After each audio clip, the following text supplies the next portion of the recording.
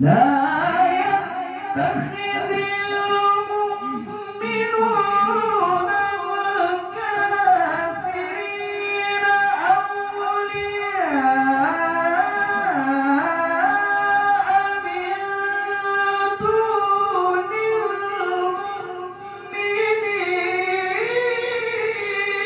المؤمنين ومن يفعل ذلك فليس من الله في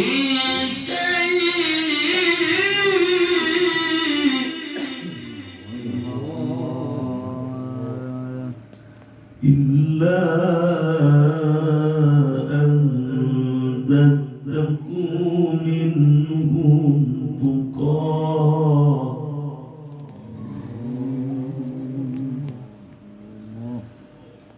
ويؤمن